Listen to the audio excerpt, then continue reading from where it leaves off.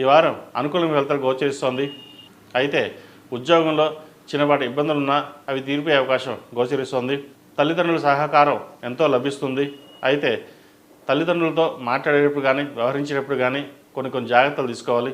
వారి ఆరోగ్యం పట్ల కూడా కొన్ని జాగ్రత్తలు ఎంతగానో తీసుకోవాలి. అలాగే వ్యాపారపరంగా మంచి అవకాశాలు కలిసి వస్తాయి. వచ్చిన అవకాశాలని సద్వినియోగపరచుకోండి. దానివల్ల మంచి అవకాశాలు వచ్చే అవకాశం గోచరిస్తోంది.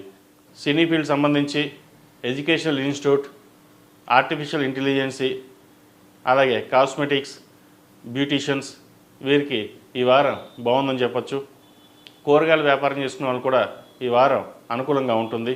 అయితే గిట్టుబాటు ధర మటుకి వీరికి రాదు. వీటి విషయంలో కొన్ని జాగ్రత్తలు తీసుకోవాలి. ప్రతి విషయాన్ని జీవిత భాగస్వామితో సలహాలు సూచనలు తీసుకుని ముందుకు వెళ్ళినట్లయితే మంచి ఫలితాలు సంప్రాప్తిస్తాయి. వైద్య వృత్తిలో ఉన్నవారికి అలాగే చార్టెడ్ అకౌంట్స్కి ఈ వారం అనుకూలంగా ఉంటుంది.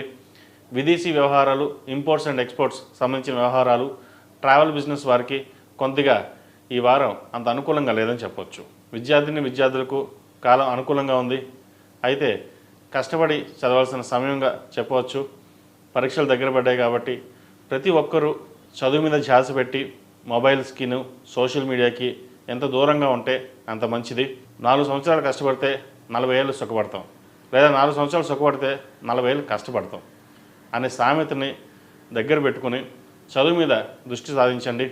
ప్రతిరోజు ప్రతినిత్యం మేధా దక్షిణమూర్తి స్తోత్రాన్ని అలాగే మేధా దక్షిణమూర్తి రూపుని ధరించడం చెప్పదగిన సూచన.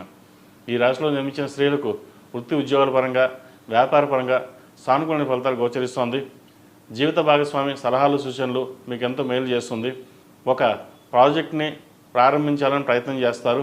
అయితే అది కొంతకాలం వేచి ఉండడం అనేది చెప్పదగిన విషయం. ముందు నూతన గృహం ఏదైతే కొనాలనుకుంటున్నారో దానికి ప్రయత్నం చేయండి. లోన్ మంజూరు అవుతుంది. వాహన యోగం ఉంది.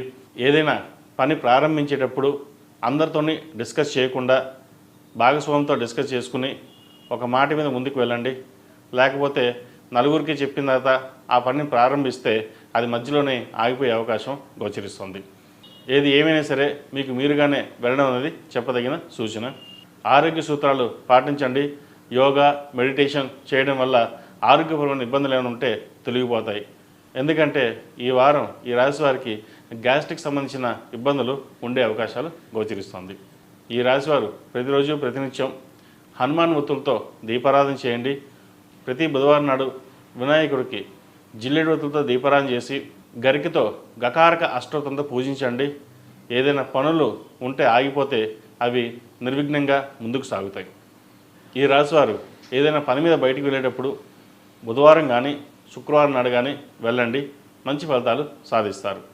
ఈ రాశిలో జన్మించిన వారికి కలిసి వచ్చే సంఖ్య 9, కలిసి వచ్చే రంగు లెమన్ ఎల్లో. తదుపరి కర్కాటక రాశి.